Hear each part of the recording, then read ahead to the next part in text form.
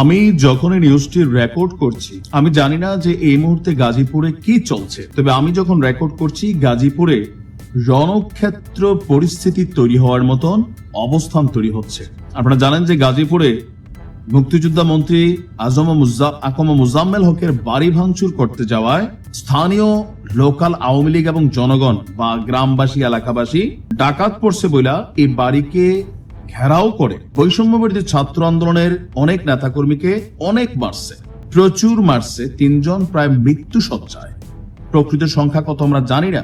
এরপর মুহূর্তের মধ্যেই আওয়ামী লীগ এটা নিয়ে সেলিব্রেট করছে। এর মাঝখানে সার্জিস আলম মাত্র কিছুক্ষণ আগে আমি যখন নিউজটা করছি স্ট্যাটাস একটা দিয়া বসছে যে আজকেই গাজীপুরকে দেখাই দিবে বা আওয়ামী লীগের উচিত শিক্ষা দিবে। একটা স্ট্যাটাস দিচ্ছেন, আমরা আসছি।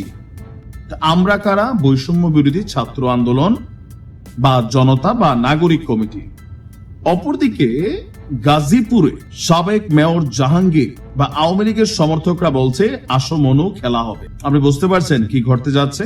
এই মুহূর্তে ইউনূস সরকারের সেনাবাহিনী, ইউনূস সরকারের পুলিশ বাহিনী, র্যাব, বিজেপি, আমি জানি না তারা কি ভূমিকা আছে, তবে মুজাম্মেল হক সাহেবের বাড়ির আশেপাশে সেনাবাহিনীর অবস্থান আছে। কারণ এই ছাত্রদেরকে সেখানে মাইরাই ফেলতো সবাইকে, যদি সেনাবাহিনী গিয়া তাদেরকে বাঁচাইয়া না আনত। তো বুঝতে পারছেন যে ক্ষোভটা 32-এর ক্ষোভটা আওয়ামী লীগের নেতাকর্মীদের মনে আছে। আশেপাশে যা হচ্ছে বা লোকালি সবার উপরে হামলা হবে এই ভয় থেকে তারা কিন্তু এটা প্রতিরোধ করে বসছে। ইভেন গাজীপুরে জাহাঙ্গীরের যে ক্ষমতা, ইভেন গতকাল কোন একটা ফোন কল রেকর্ড ফাঁস হয়েছিল, আপনারা দেখছিলেন নিশ্চয়ই।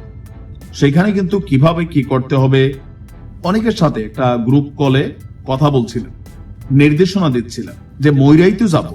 আর একবার মৃত্যুর হাত থেকে ফিরে আসছে এই মেয়র জাহাঙ্গীর। এরপরে আজকে গতকালকে যখন রাতে এই ঘটনাটা ঘটলো, আমি যখন রেকর্ড করছি বাংলাদেশ সময় ভোর আনুমানিক 5টার কাছাকাছি, মাত্র কিছুক্ষণ আগে সার্জিস ঘোষণা দিচ্ছে যে আওয়ামী লীগকে ওইখান থেকে বা যারা আছে এদেরকে নির্মূল করতে হবে।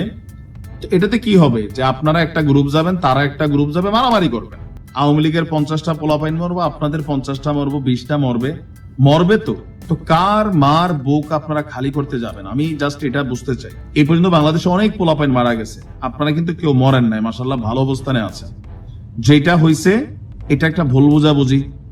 কারণ পিনাকি দাদা তো ঘোষণা দিছে ভাঙ্গাভাঙ্গি বন্ধ, তো পোলাপাইন কেন গেল ভাঙতে? ইউনূস সাহেব বলল যে শক্ত হাতে প্রতিরোধ করতে হবে।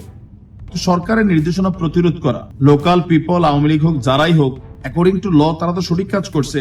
এখন বাড়িঘরে ভাঙতে গেলে যে বৈষম্য বিরোধী পেজ থেকে তো আসছে, আপনাদের পেজটা যেটা ওইখান থেকে তো আওয়াজ আসছে সারা বাংলাদেশে এই ভাঙচুর রুখে দাও, তো রুখাই দিছে জনগণ। আবার এই জনগণের নাম হয়তো আওয়ামী লীগ, হয়তো লোকাল পিপল। ঘটনাগুলো ওইখান থেকেই ঘটছে।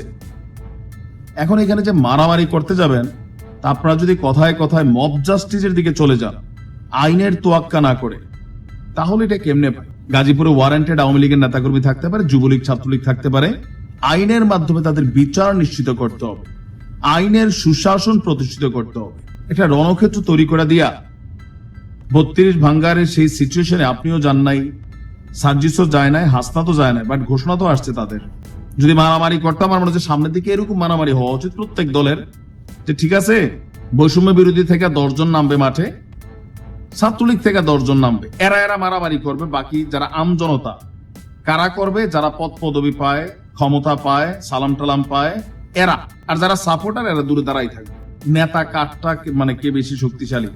ভবিষ্যতে বিএনপি যদি আওয়ামী লীগের সাথে লাগে, আম জনতা কেন মারামারি করবে? এমপিরা তো ভালোই থাকে, মন্ত্রীরা ভালোই থাকে, হুঁশিয়ারি অর্ডার দিয়া জনতা মারা যায়, মামলা খায়, হামলা খায়।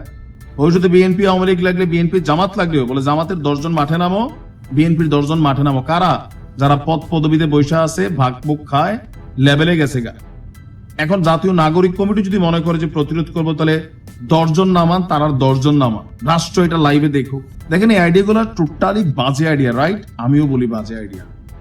আইনকে নিজের হাতে তুলে নিবেন, আপনার হাতে ক্ষমতা আছে, আসতেছে উড়াই দেমো। ভাই এটা তো ওয়ান কাইন্ড অফ কি আওয়াজ হচ্ছে? ফেসিস্ট আওয়াজ হচ্ছে না? যদি কোথাও অন্যায় হয়ে থাকে, দেশে আইন আছে, আপনাদের সরকার ক্ষমতায় আছে, সেটাকে আইনের মাধ্যমে মোকাবেলা করুন। কোন মায়ের কোল খালি হোক এই জোশে জোশে আমরা এটা চাই না। কারণ যারা নিহত হয়েছে এখনো রাস্তায় কান্দে, ভিক্ষা করে, আপনাদের লাইফ কিন্তু সেটেল হয়ে গেছে। আহতরা চিল্লায়, রাস্তায় কান্দে, আপনাদের লাইফ সেটেল হয়ে গেছে। সো এগুলা বন্ধ করেন, আইনের মাধ্যমে ব্যবস্থা নিন। যারা অপরাধী প্রত্যেককে আইনের আওতায় আনতে হবে, প্রকৃত ঘটনা যাচাই করে।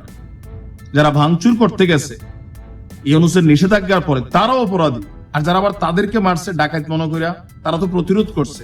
এখন এটা আওয়ামী লীগ ক্রেডিট নিচ্ছে, আবার কেউ বলছে যে লোকাল পিপল। দেখেন এখানে হজবরল একটা অবস্থান, সুষ্ঠু ইনভেস্টিগেশন হওয়া দরকার। কাটাকাটির বিপরীতে কাটাকাটি খেলতে গেলে আপনাদের দল থেকে মানুষ কি আশা করবে? এটা এতদিন ছাত্রলীগ করছে, এই আওয়াজ দিলে কেন চোখ তুলে ফেলছে, তুলছে না তুলছে, হাতুড়ি দিয়ে পিটাইছে, যার কারণে আজকে এই পরিণতি। আমরা চাই না কোনো মায়ের কোল খালি হোক। আইনের মাধ্যমে এগুলোকে প্রটেস্ট করতে হবে।